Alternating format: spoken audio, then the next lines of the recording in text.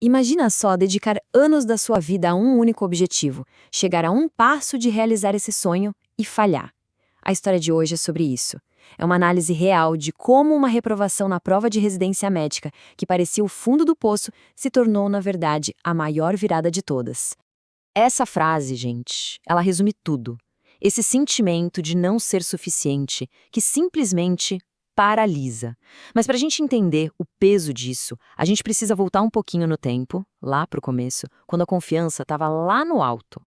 Pois é, a primeira tentativa foi marcada por uma confiança que era quase cega, o que só fez o tombo ser ainda maior. A expectativa não era só alta, era o céu. Depois de anos se dedicando, a aprovação parecia o único caminho lógico. A certeza era tanta que os planos já estavam a todo vapor, procurando apartamento, imaginando a rotina no hospital, sabe? Tudo parecia muito, muito concreto. E aí veio o resultado.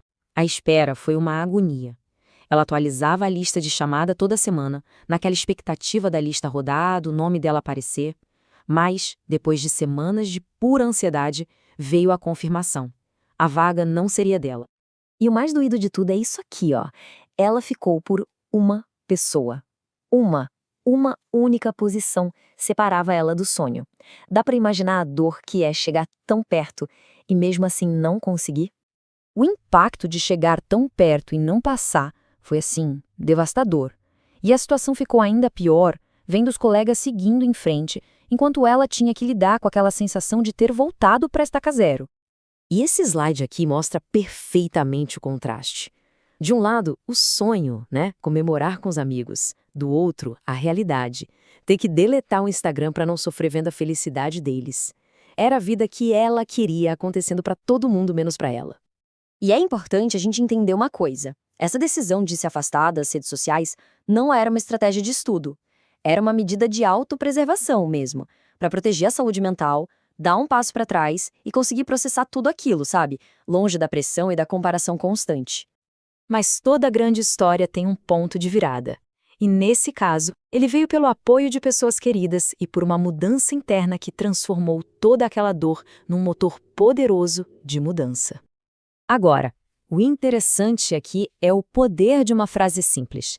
Imagina a cena. Um dia daqueles, o estudo não rende, as notas dos simulados caindo, e aí uma amiga solta exatamente isso. Foi como se uma luz acendesse no meio da escuridão. Aquela conversa mudou o jogo. Ajudou a entender que o valor de alguém vai muito, mas muito além de uma pontuação num teste. E essa nova perspectiva foi fundamental para recomeçar o ano de estudos com uma mentalidade mais forte, mais saudável. Ok, com a mente no lugar, era a hora de mudar a ação. A preparação para a segunda tentativa foi completamente diferente. Muito mais estratégica, muito mais focada. No primeiro ano, o estudo era mais para a vida, sabe? Focado em conhecimento geral, em casos raros que ela via no hospital. No segundo, o foco mudou 100% para a prova. A estratégia passou a ser entender o que cada banca cobra, quais os assuntos que mais caem e como otimizar o tempo. Basicamente, a nova estratégia tinha 4 pilares: trocar a leitura passiva por aulas direcionadas, focar em resolver muitas, mas muitas questões, analisar o perfil de cada prova e religiosamente fazer simulados toda semana. Essa mudança do estudar para a vida para o estudar para a prova foi a chave de tudo.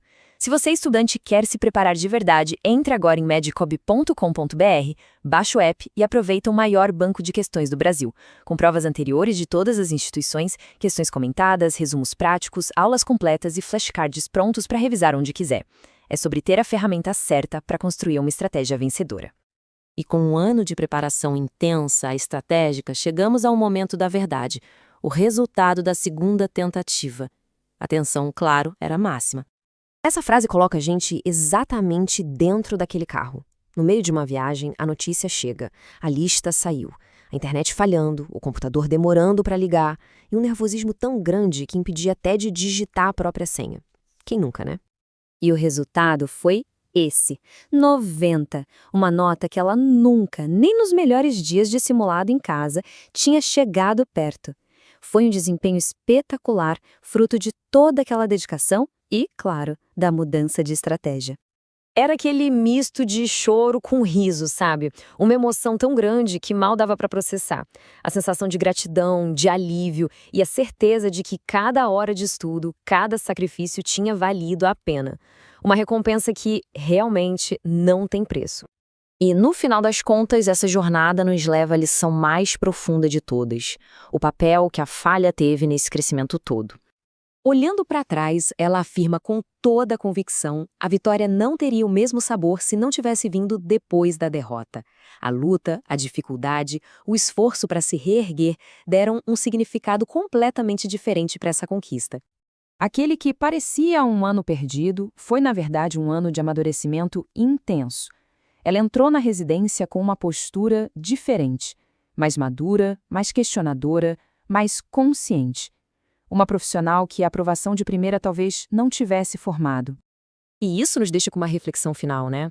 E se o erro, o desvio, a queda não forem obstáculos no caminho para o sucesso, mas sim parte essencial dele?